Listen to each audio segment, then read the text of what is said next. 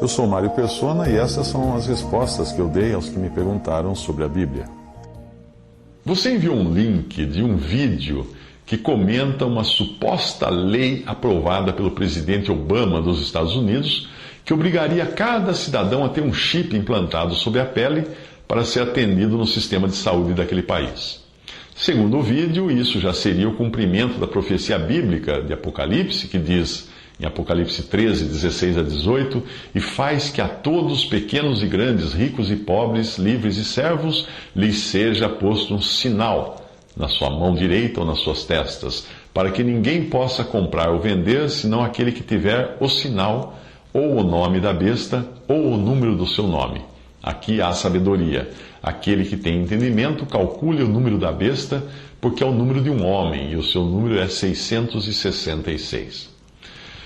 O vídeo não passa de uma grande bobagem e de mais um boato de internet. O projeto de lei que foi efetivamente aprovado não tem nada de obrigar pessoas a implantarem chips.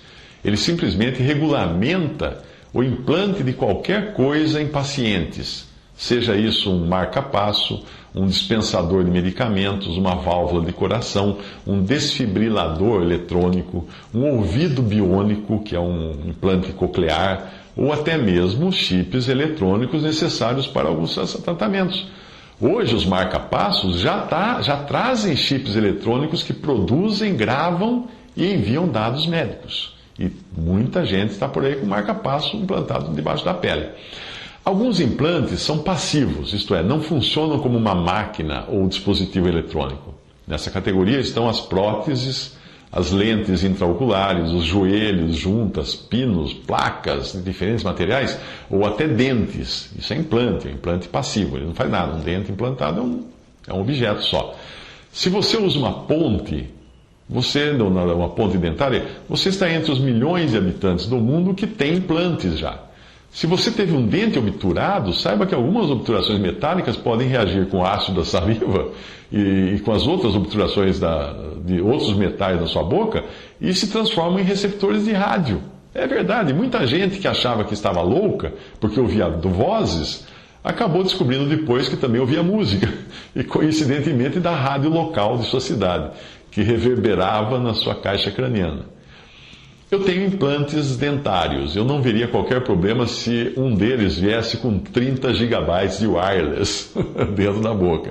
Ao menos eu poderia guardar arquivos na boca sem o risco de perdê-los quando eu viajo. Fazia upload e download para o meu implante dentário. Se funcionasse como celular o meu implante dentário, melhor ainda, porque eu poderia conversar sem usar as mãos. Mas seria difícil não engolir o que o outro dissesse, porque estaria na minha boca as palavras dele. Seria até engraçado, nós vemos por aí gente com a boca aberta para o céu procurando por um sinal, né? Um sinal de uma antena, conversar olhando para a antena de boca aberta. Um tio meu costumava brincar dizendo que ele ficaria rico se fosse dentista, porque ia inventar um implante para a boca para que acendesse uma luz quando a boca se abrisse, como acontece com as geladeiras. Alguns cristãos parecem não se contentar com Cristo e precisam tomar todos os dias uma dose de sinistrose na veia e um gole de teoria conspiratória para manterem a sua fé ativa. Eles não sabem o mal que isso faz para eles mesmos e para o testemunho cristão neste mundo, porque os incrédulos logo colocam os cristãos na categoria dos crédulos ingênuos e imbecis, que acreditam em qualquer bobagem que lhes é contada. Não é à toa que as igrejas dos pregadores da prosperidade vivem cheias de gente disposta a dar tudo o que tem para manter as mansões, as fazendas e os aviões a jato desses lobos. Além disso, ao disseminarem boatos de internet, quando cristãos disseminam boatos de internet sem se darem o trabalho de verificar, eles acabam fazendo o trabalho do inimigo. Eu já cansei de receber listas de assinatura contra um filme supostamente gay, que nunca existiu esse filme.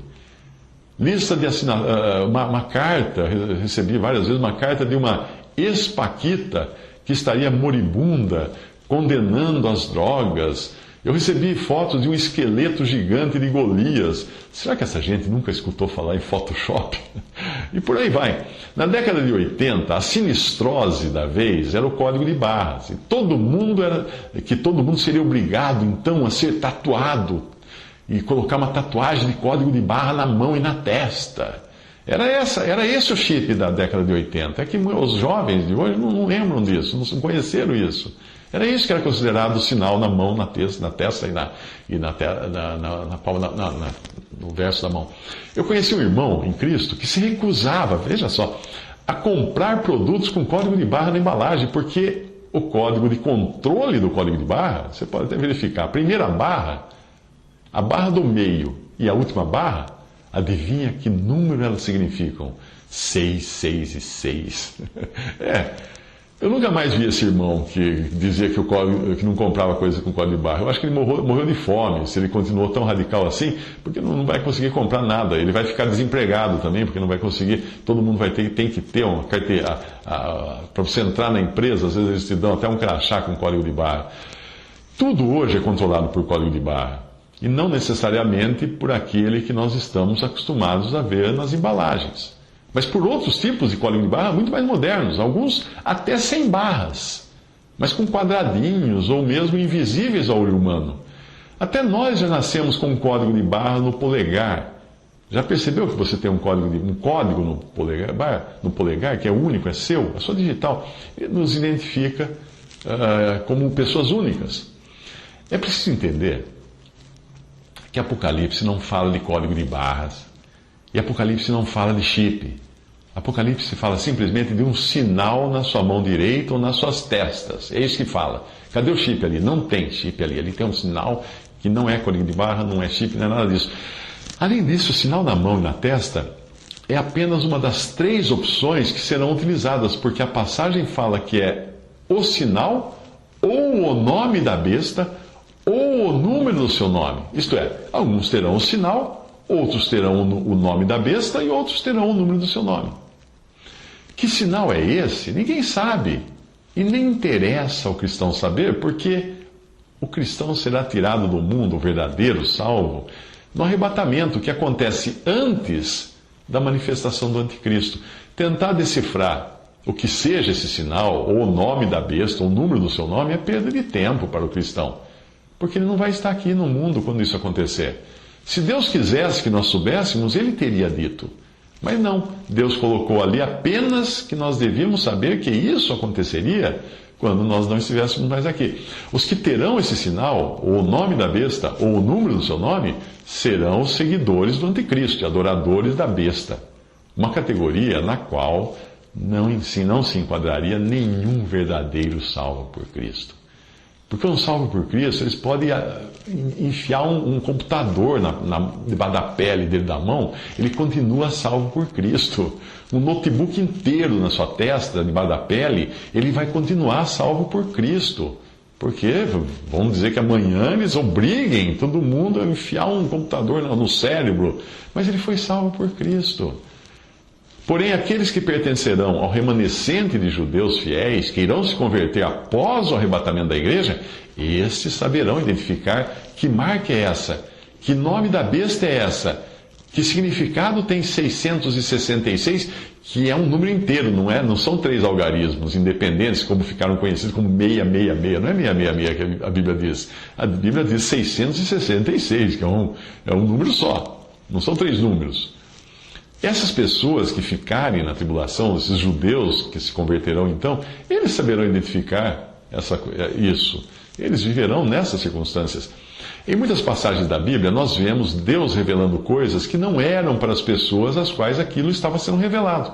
Daniel 10, por exemplo, Daniel 10, versículo 14, e Daniel 12, versículo 4. Agora vim para fazer-te entender o que há de acontecer ao teu povo nos derradeiros dias, porque a visão é ainda para muitos dias.